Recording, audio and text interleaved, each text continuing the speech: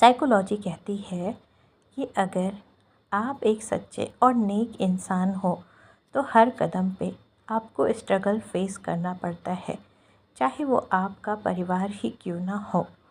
क्योंकि एक बार अगर आपके परिवार ने भी समझ ली कि आप ईमानदार हो, आप लॉयल हो, आप सच्चे हो, आप सच से सेक्रीफाइस नहीं करोगे, तो अपनी झूठी बातों को भी आपसे सच मनवाने के लिए आपके ऊपर दबाव बनाना शुरू कर देंगे।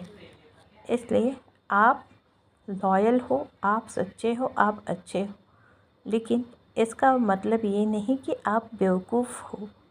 कोई भी आपको बेवकूफ़ बनाकर चला जाए। सच्चा होना बहुत अच्छी बात है, लेकिन सच्चा किस लिए होना है? अपने वजूद के लिए, अपने self respect. Hello everyone, Parvati academy में एक बार फिर आप सभी का स्वागत है। साथियों, आज का वीडियो बहुत ही स्पेशल होने वाला है। साइकोलॉजी के अनुसार अगर आप आज ईमानदारी से हर रिश्ते को निभाते हो और 100% अपना देते हो, तो आप कहीं ना कहीं अपने साथ में बेईमानी करते हो। क्योंकि हर रिश्ते को निभाने के लिए आपने जो 100% दिया, उसमें कई बार आपने सेक्रीफाइस किया। कई बार कुछ ऐसे भी चीज़ें आपने कर दी जिसको करने की आपकी इच्छा ना थी। वो किस लिए आपने किया? दूसरों को खुश करने के लिए।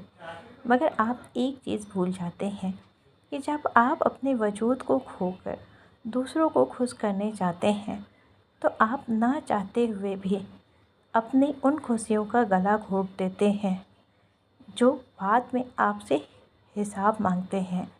और रही बात जिनके लिए आप ये कुर्बानियाँ दे रहे हैं, उन्हें आपसे और कुर्बानियाँ लेने की आदत हो जाती है। वो अब भी आपके नहीं हैं, बल्कि उन्होंने आपको एक कुर्बानियों का पुतला बना लिया। जब तक आप उनके लिए कुर्बानी देते रहोगे, तब तक तो वो आपको अच्छा कहते रहेंगे। जिस दिन से आपने थक कर कुर्बानियाँ देना बंद कर दी, उस दिन से ही ये लोग अपने ओरिजिनल अवतार में आ जाएंगे और एक एक करके आपके ऊपर हावी होना शुरू हो जाएंगे। अब ना तो आपकी कैपेसिटी रहेगी कि आप उतनी कुर्बानी दे पाओ, और ना ही आपके अंदर इतना पेशेंस होगा कि आप अपने साथ ही कोई न्याय कर पाओ। नतीजा डिप्रेशन, एंजाइटी, ये सारी चीज़ें। इसलिए वक्त रहते हर इंसान को अवेयर होना बहुत ज़रूरी है। जो चीज़ उसकी कैपेसिटी के बाहर है, उसे पहले ही ना कहना सीखें। कोई एक बार नाराज़ होगा, मगर धीरे धीरे वो एक्सेप्ट कर लेगा।